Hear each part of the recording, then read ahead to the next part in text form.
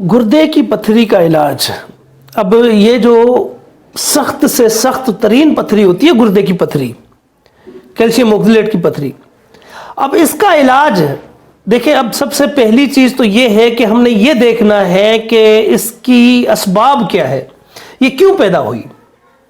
یہ اکثریت جو ہے تقریباً یوں سمجھ لیں کہ 95% جو ہمیں پیشنٹ ہمارے پاس آتے ہیں وہ والے پیشنٹ ہوتے ہیں کہ جن کا کوئی کام ایسا نہیں کہ جس میں سخت محنت کرنی پڑے. ان کو بیٹھنے کا کام ہے، آفس کا کام ہو گیا، کلینک میں چلے گئے یا کوئی اور آفس ورک ہو گیا، تو جس کی بنا پر ان کی واکنگ نہیں ہوتی، ان کی ایکسرسائز نہیں ہوتی. دوسرا ہمارے یہاں کیا ہوتا ہے کہ ہم زیادہ سے زیادہ ہیلدی فوڈ کھاتے ہیں. اب ہیلدی فوڈ ہم نے زیادہ کھا لیا، اب اس کو ہضم بھی تو کرنا ہے نا. ہیلدی فوڈ کھا تو لیا لیکن ہضم کیسے ہوگا؟ ہضم جب تک ہم ایکسرسائز نہیں کریں گے یا اس طریقے کی ورکنگ نہیں کریں گے تو یہ کبھی ہضم ہونا ہی نہیں. واکنگ ہماری ہے نہیں. ہم نے اب ہماری جو لائف سٹائل ہے وہ کیا ہے؟ گھر میں بیٹھے رہے، لیٹے رہے. اگر آفس جانا ہے، آفس میں جا کر وہاں پر بھی کرسی پر بیٹھ جانا ہے. آفس سے نکلنا ہے تو گاڑی میں بیٹھنا ہے، بیٹھ کر گھر چلے جانا ہے. کھانا کھایا، لیٹ گئے. دیکھو اگرچہ آپ نے یہ پتھری سے بچنا ہے تو اس کا سب سے بہترین حل ہے کہ آپ ایکسرسائز کریں. ایک تو ایکسرسائز کریں، دوسرا کھانا کھانے کے بعد بیٹھنا نہیں، لیٹنا نہیں. کھانا کھانے کے فوراً بعد آپ نے پانی پینا نہیں. یہ 3 چیزوں پر آپ عمل کریں، کبھی آپ کو پتھری نہیں ہوگی انشاءاللہ. دوسرا یہ ہے کہ اگر آپ ہیلدی فوڈ بھی کھا رہے ہیں تو کم از کم 40 قدم کھانا کھانے کے بعد، کم از کم بھی 40 قدم آپ اتفاقی اگر کوئی بھی بک اٹھا کر دیکھ لیں تو کم از کم بھی 40 قدم آپ نے واکنگ کرنی ہے تاکہ آپ کا کھانا ہضم تو ہو سکے تھوڑا بہت. اب ہضم ہوگا نہیں، ایک ہی جگہ پر پڑا رہے گا تو اس نے پتھری ہی بننا ہے نا. اب اس کے لیے کرنا کیا ہے؟ اس کا نسخہ کیا ہے؟ اس کا نسخہ یہ ہے، آپ نے شہد لینا ہے. کوشش کریں کہ جنگلی شہد، چھوٹی مکھی کا جنگلی شہد یہ لیں 1 چمچ. سیب کا سرکہ، لیکن خالص سیب کا سرکہ ہونا چاہیے، یہ کوئی ایسڈ والا نہیں ہونا چاہیے. یہ بھی آپ نے لینا ہے 1 چمچ. زیتون کا تیل 1 چمچ، اور اس کے علاوہ لیموں کا رس 1 چمچ. یہ چاروں اشیاء آپ نے 1 چمچ لے کر ایک پیالے میں رکھنی ہے، مکس کرنی ہے.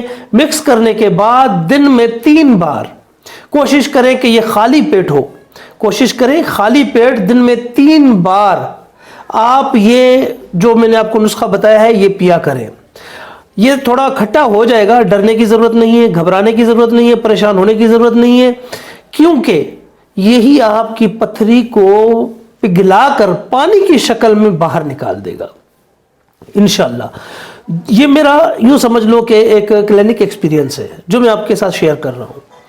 دوسرا اس کے علاوہ کیا ہے کہ جو ہمارے ریزنز ہیں اس میں پرہیز کیا کرنا ہے. پرہیز آپ نے کرنا ہے بڑے گوشت کا. بڑا گوشت بالکل بند کر دیں، چاول بند کر دیں جب تک آپ کا علاج چل رہا ہے. کوشش کریں کہ اس کے بعد بھی کم کھائیں، کہ بڑا گوشت، چاول، چکنائی والی چیزیں.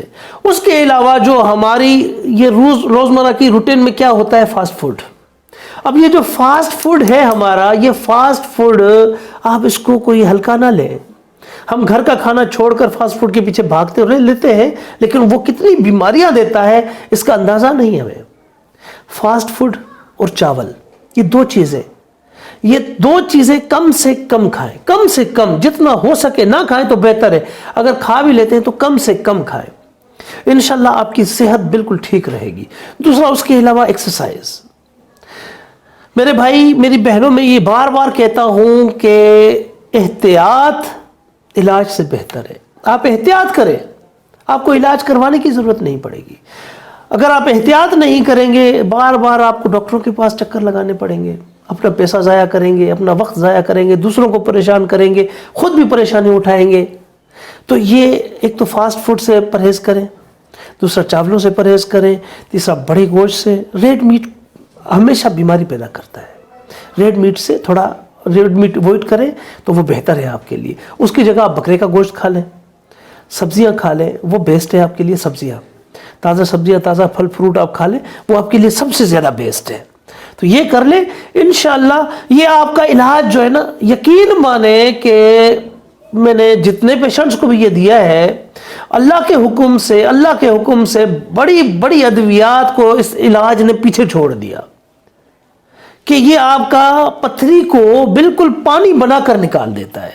یہ ایک بار آزمائیں اور پھر آ کر مجھے کامنٹ میں اپنی رائے ضرور دیجیے گا.